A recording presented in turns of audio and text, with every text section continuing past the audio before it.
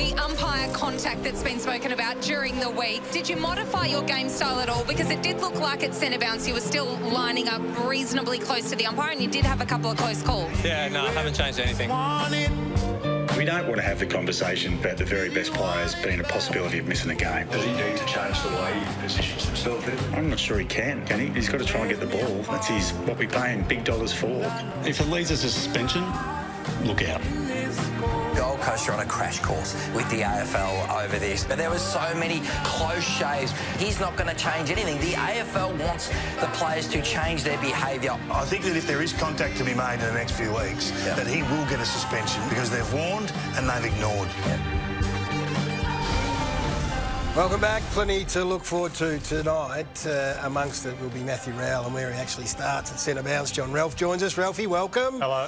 Just we'll get to last night because it didn't seem to make much of a difference last night. But what about Matt Rowell and the Gold Coast Suns? Did they just temper their outrage? They have done so because they've met with the AFL umpires as well in the department. So I think Matty Rowell is well aware that that was almost a middle-fingered salute to the AFL. It wasn't his intention. So Wayne Campbell, the club's footy boss, says he's making alterations to his game. He's not going to set up behind the umpires every time. He's more conscious of them. He's trying to make positional tweaks. But their point is he's a ball hunter. So he's been involved in, say, 1,800 stoppages over the last 30 weeks, which is the period in which he's been fined. And only 3 of those have involved umpire contact. And so that's what they're saying here. Don't penalise him for really trying to hunt the ball. So they met with the umpiring department who considered that Rowell was held multiple times by Will Setterfield last week, didn't get free kicks. So in multiple ways, all eyes on Matty Rowell tonight. The rest of the football world would have been watching that. Players, I think, have got their head in the sand, largely.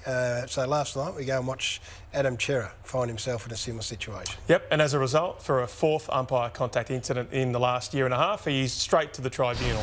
That decision has been made by Michael Christian. So the AFL judge that this incident here, and we'll see it play out, didn't have any of duty of care as he bowled over an umpire, didn't try and locate him, didn't try to avoid him. If I'm Cerra, I'm saying Lachie Neale probably had some contact involved there as well. I think he's probably likely to get a $10,000 fine, down to about 6.5. There's no prospect of suspension. We'll show you the last 3 incidents dating back the last 18 months. As you can see in the first incident here, Scotty Pendlebury is almost the one that makes contact, but the AFL would have said that maybe Cerra pushed him in. The last 2, just a total lack of awareness. Doesn't know where the umpire is, especially this one from round 1. Now, again, just not even looking at the umpire, bowls into him, umpire trips over. So again, I don't think anyone feels he should be suspended, but those incidents show just the lack of understanding of where the umpire is. Any sympathy for Adam Cerra from the old former players? I don't think the Pendlebury one was his fault. Chance. I think he was unlucky there, but as you say, the players have got to start recognising there are defenceless umpires out there adjudicating the game, very, very vulnerable, and they've got to take care. And don't tell me, oh, that's the position I want to be in, and I've got to have that position.